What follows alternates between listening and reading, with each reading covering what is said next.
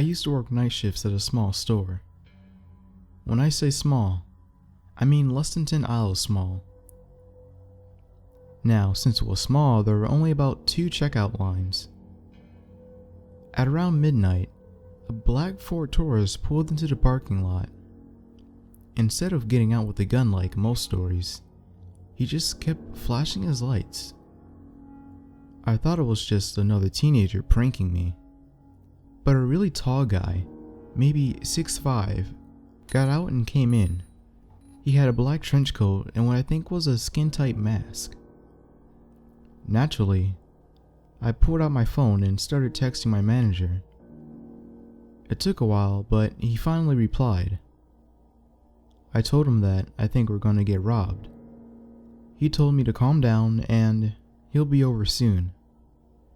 The only other person in the store was ready to clock out, but the mask guy just stared at me.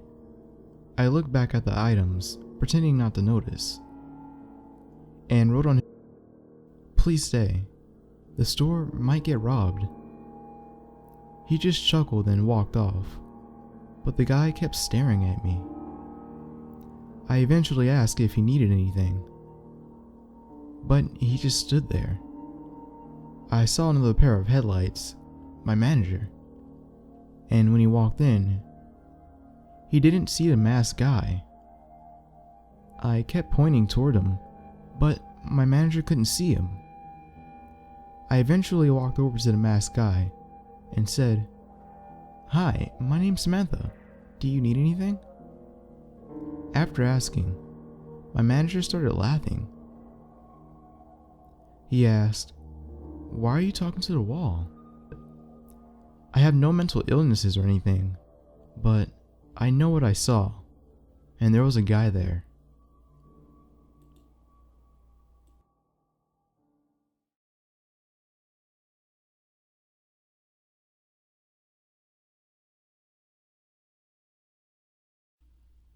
So I work at my local car dealership, where I mainly wash cars and deliver them to people who buy new cars. So on this particular delivery, it was late, around 6 to 7 p.m., and probably the last car of the day for me. So as most of my coworkers were clocking out, I had maybe 4 other people with me who worked night shifts. So, as I was finishing up the washing part, I saw that I needed to go get the car gassed up at the gas station down the road. It was getting dark out, and I was not in a so good area, so I wanted someone to come with me to fill her up. But sadly, everyone was either leaving or working on their own deliveries, so I had to man up and go on my own.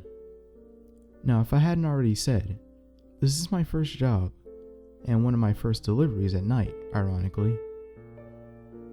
Being me, I took a small blade with me, that you would typically use to get stickers and glue off the windows. So as I approached the gas station, it was really dark, with only a few lights lighting every other pump. And of course, I took the lit lane. This is where things take a dark turn. I usually would go inside to give the cashier a slip for the new car that needed to be filled up. And as I was walking in, I saw a middle-aged homeless man start to look at me and the car just exited. Now, I didn't think anything of it, so I went inside and gave the cashier the slip. But before going back, I saw that the man was now approaching the car, so I casually walked outside, trying to ignore that he was staring at me blatantly. He then walked right next to me and asked, "Hey kid, mind if I get a ride?"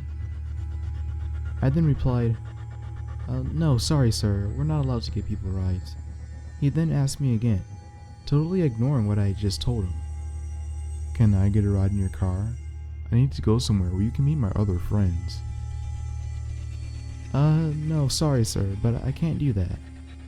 And as this was all happening, I was firmly holding a little knife in my pocket, while outside, alone, with nobody else.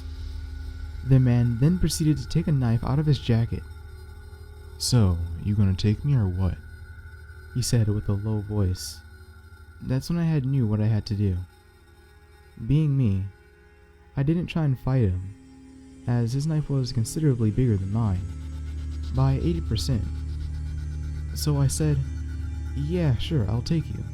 Just let me fill her up all the way. He didn't ease up, still holding the knife firm. So I then said, okay, get in. And as he was about to open the door, I slammed on the gas and floored it. Now, the story doesn't end there. He then somehow managed to find out where I worked, and then we all had to call the police. They arrived and the man was arrested. But who knows what the sick bastard would have done to me if I would have let him in.